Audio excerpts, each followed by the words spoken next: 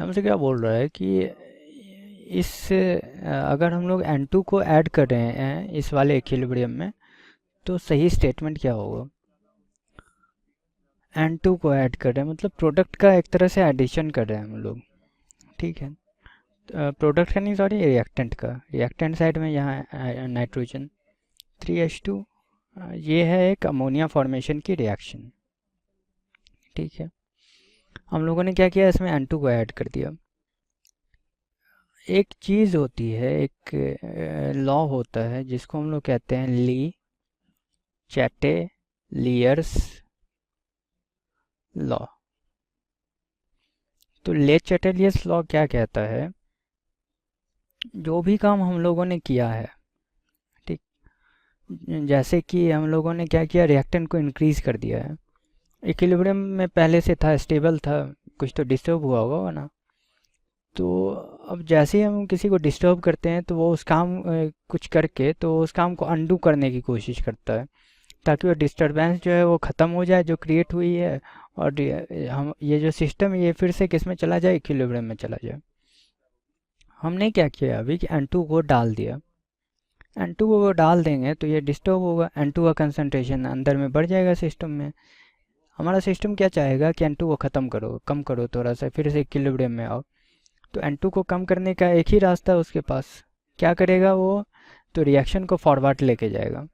Reaction को forward लेके जाएगा तो फिर उससे क्या होगा कि N2 जो है कंज्यूम होगा ज़्यादा, और हमारा N2 का जो कंसंट्रेशन अभी बढ़ा था वो धीरे धीरे नलिफाई हो जाएगा, ठीक है।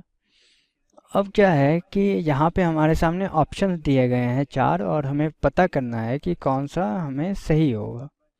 अब देखिए यहाँ पहला ऑप्शन क्या बोल रहा है कि the equilibrium will shift to forward direction because according to second law of thermodynamics the entropy must increase in the direction of spontaneous reaction। ये अच्छा स्टेटमेंट है। इसने क्या बोला है, फॉरवर्ड रिएक्शन डायरेक्शन में हमारा जाएगा। हमने अभी कहा कि फॉरवर्ड डायरेक्शन में जाएगा, हमने जो वजह बताई वो अलग थी, वो थी ले चार्टिलियस प्रिंसिपल के हिसाब से। ये क्या कह रहा है कि एंट्रोपी इंक्रीज होगी स्पॉन्टेनियस डायरेक्शन में, तो इसलिए ये आगे जाएगा। एंट्रोपी इंक्रीज नहीं हो रही है क्योंकि ये भी हमारा गैस है, ये भी गैस है, और ये भी गैस है। इधर number of moles of gas कितना दिख रहा है हमें, 2। रिएक्टेंट साइड में कितना दिख रहा है, 4। हमें पता है ज़्यादा एंट्रोपी किसकी होगी, जिसमें नंबर ऑफ जो मोल्स ऑफ गैसेस ज़्यादा होंगे। एंट्रोपी तो इधर ही ज़्यादा है ना, तो इधर क्यों जाएगा रिएक्शन, अगर यही स्टेटमेंट सही होता तो।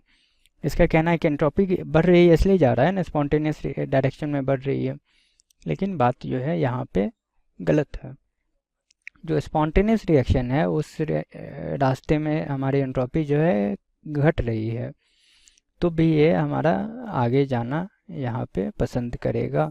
तो हमारा ये जो पहला है ये थोड़ा सा तो सही बोला है इसने कि फॉरवर्ड हो जाएगी, लेकिन जो उसके बाद इसने रीज़न दिया है ये काफ़ी गलत है, तो ये हमारा आंसर नहीं होगा। The condition of equilibrium is, ये जी का मतलब हुआ गैस, जी ऑफ ये अच्छा नहीं, जी का मतलब इसने क्या लिया है, ये गिव्स फ्री एनर्जी पर मोल ऑफ गैसियस स्पीसी, ठीक है। तो कह रहा है कि ये जो है इसके बराबर होगा at the partial pressure the condition of equilibrium is unaffected by the use of catalyst which increases both the rate of forward and backward reaction। इसने कोई एक पॉइंट नहीं बोला है, इसने दो दो पॉइंट बोल दिए यहाँ पे। पहली बात तो ये बोल रहा है कि गिव्स फ्री एनर्जी जो है ये यहाँ पे क्या होगा, ऐसा करके ये इसके इक्वल होगा, ठीक है। तो अब ज़रा देखते हैं हम लोग, हमें पता है कि delta G equal to zero होता है एट इक्विलिब्रियम। तो डेल्टा जी की वैल्यू यहाँ पे क्या आती, तो डेल्टा जी की वैल्यू आती 2 G of NH3, product minus reactant होता है ना, minus G of N2 minus 3 G of H2, ठीक है, equal to G G delta G तो ज़ीरो होता है, ये डेल्टा जी का यही है ना, तो ये ज़ीरो होगा। तो इसको जैसे ही हम लोग इस तरफ लेके आएंगे तो हमें पता लगेगा कि G N2 plus 3GH2 is equal to 2GNH3। ये तो सही है। ये इसने भी यही कहा है कि कंडीशन जो है यहाँ पे ऐसी होगी, हमने भी अभी निकाला डेल्टा जी 0 होता है ऐसे करके निकाला, तो ये हमारा आ रहा है, तो आधा तो हमारा सही है। दूसरी बात इसने क्या बोल दिया कि the condition of equilibrium is unaffected by the use of catalyst which increases the rate of both the forward and backward reaction at the same extent. अब एकदम रफ सा डायग्राम हम लोग देखते हैं। एक एनर्जी वाला एक डायग्राम हमें याद हुआ है, जहाँ रिएक्शन कोऑर्डिनेट के साथ जो डायग्राम बनाते थे, यहाँ पे रिएक्टेंट मान लीजिए, प्रोडक्ट कहीं यहाँ पे इस लेवल पे बन रहा है, तो बिना कैटलिस्ट के यूज़ के रिएक्शन ऐसे ही जा रही है। जैसे ही हम लोगों ने कैटलिस्ट का यूज़ किया तो रिएक्शन जो है थोड़ी नीचे से जा रही है। तो कैटलिस्ट ने किया क्या, ये जो हमारी एक्टिवेशन एनर्जी पहले यहाँ पे थी, इतनी बड़ी थी, उसको इसने कम करके यहाँ से यहाँ तक कर दिया, मतलब इतना इसने एक्टिवेशन एनर्जी कम की। एक बात और है, अगर इक्विलिब्रियम की बात करें तो इक्विलिब्रियम पे जो कंसंट्रेशन रिएक्टेंट का था और प्रोडक्ट का था, या फिर रिएक्टेंट और इसका प्रोडक्ट का जो इंडिविजुअल कंसंट्रेशन भी था, उस पर कोई इफेक्ट नहीं हुआ है। जहाँ से शुरू हो रहा था वहाँ पे अभी भी है, बस वो बीच में इफेक्ट आया है, बीच वाला जो पीक है वो नीचे आया है, इनिशियल और फाइनल पॉइंट पे इफेक्ट नहीं हुआ है।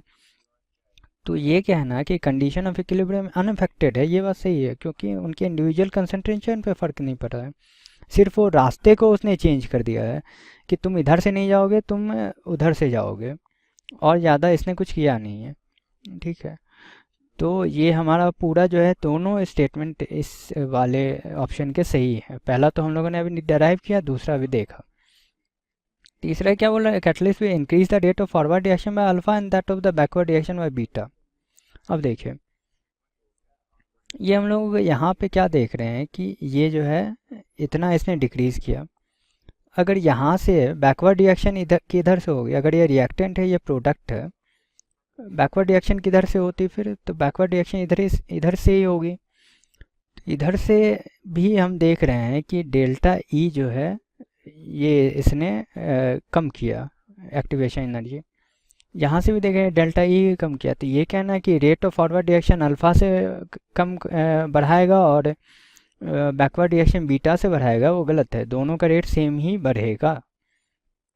Catalyst will not alter rate of either of the reaction, गलत बात है। हम लोगों ने अभी देखा कि एक्टिवेशन एनर्जी कम कर रहा है, तो इसका मतलब रेट रिएक्शन जो है वो फास्ट हो जाएगी। तो ये कहना कि रेट ऑफ रिएक्शन पे ये कोई इफेक्ट नहीं डालेगा, ये भी गलत है। तो सिर्फ एक आंसर होगा हमारा दूसरे नंबर वाला।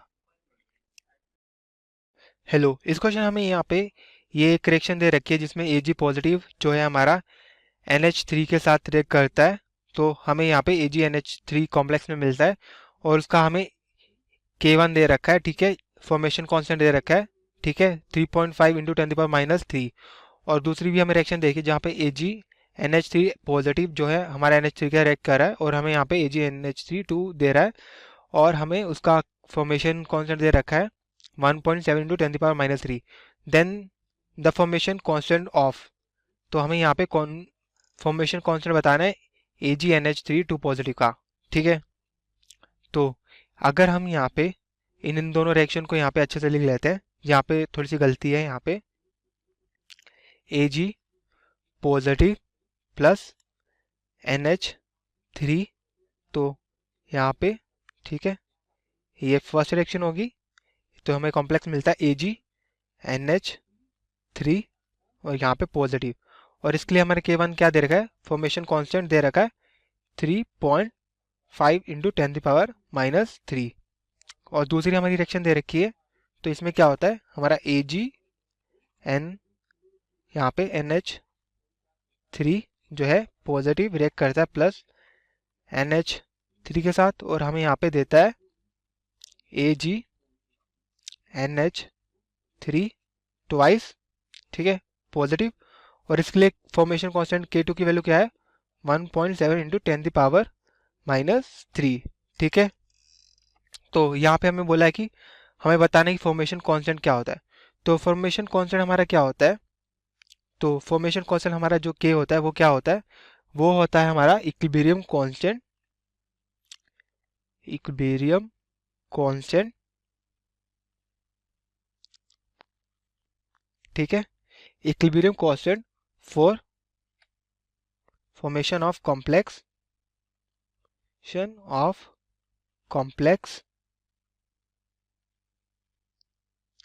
In solution. ठीक है, तो हमारे जो के होता है वो हमारा इक्विलिब्रियम कांस्टेंट होता है for formation of complex in solution. तो हमारा जो के है फॉर्मेशन कांस्टेंट वो इक्विलिब्रियम कांस्टेंट ही होता है। तो हमें इसके लिए जो है फॉर्मेशन कांस्टेंट बतानी थी, तो हम क्या करेंगे, इन दोनों रिएक्शन को सम कर देंगे। तो अगर हमने यहाँ पे इन दोनों रिएक्शन का सम किया तो जो हमारा ये था ये और ये कट जाएगा और हमें यहाँ पे जो रिजल्टेंट रिएक्शन मिलेगी वो क्या होगी, हमारा ये और ये कट गया आपस में, तो हमें यहाँ पे मिला Ag पॉजिटिव, यहाँ पे 2NH3। ठीक है, ये आया AgNH3 2 यहाँ पे। अब इसका फॉर्मेशन कांस्टेंट निकालना है, तो ये हमारा हमने बताया कि इक्विलिब्रियम कांस्टेंट ही होता है। तो इक्विलिब्रियम कांस्टेंट जो होता है वो पहले के इक्विलिब्रियम कांस्टेंट का मल्टीप्लिकेशन होता है, अगर कोई दो हम रिएक्शन को सम कराते हैं। ठीक है, तो अगर हम यहाँ पे सम कराया तो मतलब इनका जो होगा K1 into multiply by K2 होगा, मतलब इनका मल्टीपल होगा हमारा जो नया फॉर्मेशन कांस्टेंट होगा, तो K1 इंटू K2। ठीक है, तो यहाँ पे हमारे पास K1 क्या है, K1 हमारे पास है यहाँ पे 3.5 इंटू 10⁻³ ठीक है, और K2 हमारे पास क्या है 1.7 इंटू 10⁻³ ठीक है। अब अगर इनको हमने सॉल्व किया तो हमारे पास यहाँ पे क्या आया, यहाँ पे आया हमारे पास 5.95 इंटू 10⁻⁻6। तो ये हमारा किसी ऑप्शन के साथ मैच कर रहा है, ये हमारा किसी भी ऑप्शन के साथ, ये हमारा फॉर्मेशन कांस्टेंट है। ठीक है, और ये हमारा फॉर्मेशन कांस्टेंट जो है किसी की वैल्यू के साथ मैच नहीं कर रहा है, तो इसे हम बोल सकते हैं कि हमारा किसी भी वैल्यू के साथ मैच नहीं कर रहा। तो इसका आंसर क्या होगा, नॉन ऑफ दिस अबव। तो इसका आंसर आया ऑप्शन 4, नन ऑफ दिस। तो मैं आशा करता हूँ आपको कॉन्सेप्ट समझ में आया होगा। धन्यवाद। यहाँ ये लोग क्या कह रहे हैं कि एक कोई इक्विलिब्रियम जो है हमारी वो क्लोज कंटेनर में चल रही है, तो उसकी रिएक्शन हमारे सामने ऐसी दी हुई है। और ये लोग उन्होंने क्या कहा कि at a fix temperature the volume of the reaction container is halved. मतलब वॉल्यूम जो रिएक्शन कंटेनर की थी वो हम लोगों ने हाफ कर दी, लेकिन टेम्परेचर हमारा फिक्स था, कांस्टेंट टेम्परेचर था। For this change which of the following statements holds true regarding the equilibrium constant and the degree of dissociation alpha। ठीक है मतलब इसके लिए क्या है कि कौन कौन सा हमारा ट्रू है वो हमें यहाँ पे पता करना है। तो अब हमारे सामने चार ऑप्शंस क्या क्या है, neither KP nor alpha changes. ठीक, और दूसरा क्या है कि both KP and alpha change. फिर है हमारा कि KP changes but alpha do not change. और चौथा हमारा क्या है कि KP does not change but alpha changes. ठीक है, तो एक चीज़ आती है हमारे सामने जिसको कहते हैं हम लोग ले चार्टेलियस प्रिंसिपल। तो ले चार्टेलियस प्रिंसिपल हमें क्या बोलता है कि अगर हम लोगों ने वॉल्यूम को बढ़ाया, ठीक, तो इक्विलिब्रियम उस तरफ शिफ्ट होगी जिधर मोर नंबर ऑफ गैसेस रहेंगे या उसका एटम्स रहेंगे। और अगर हम लोगों ने वॉल्यूम को घटाया तो less number of gases atoms रहेंगे। तो क्या मतलब है इसका, देखते हैं। तो यहाँ हम लोगों ने क्या किया है, रिएक्शन कंटेनर के वॉल्यूम को क्या किया है, कम कर दिया है। ठीक, रिएक्शन कंटेनर के वॉल्यूम को अगर हम लोगों ने कम कर दिया है तो क्या इससे क्या इफेक्ट होगा कि हमारा जो ये वाला जो है ये हमारा लागू होगा। तो इसने क्या कहा है कि less number of gaseous atoms जिधर होगा उस तरफ ये शिफ्ट होगा। ठीक है, तो less number of gaseous atoms किधर है यहाँ पे, तो यहाँ पे 2 है, स्टोइचोमेट्रिक कोएफिशिएंट NO2 का 2 है, इधर हमारा क्या है 1 है। तो इधर एक इक्विलिब्रियम जो है रिवर्स शिफ्ट होगा, मतलब कि लेफ्ट की तरफ शिफ्ट होगा। इक्विलिब्रियम अगर लेफ्ट की तरफ शिफ्ट होगा तो क्या होगा कि वो जो हमारा अल्फ़ा अभी था जो N2O4 से डिसोसिएट होकर 2NO2 बन रहा था, वो अल्फ़ा हमारा कम हो जाएगा। ठीक, कम क्यों हो जाएगा? क्योंकि ज़्यादा अल्फ़ा का क्या मतलब होता है कि ज़्यादा N2O4 जो है वो NO2 बन रहा है। लेकिन अगर NO2 से N2O4 बनने की टेंडेंसी ज़्यादा हो गई है, इसका मतलब क्या है कि डिसोसिएशन कांस्टेंट हमारा जो है वो पहले जितना नहीं रहा, वो थोड़ा कम हो गया है। तभी कम N2O4 जो है वो अब NO2 बनेगा और ज़्यादा NO2 जुड़ के N2O4 बनने की कोशिश करेगा, तो अल्फ़ा की वैल्यू कम होगी। जहाँ तक बात रही Kp की, तो Kp क्या है हमारा? Kp हमारा इक्विलिब्रियम कांस्टेंट है, और हमें पता है कि equilibrium constant depends only on temperature.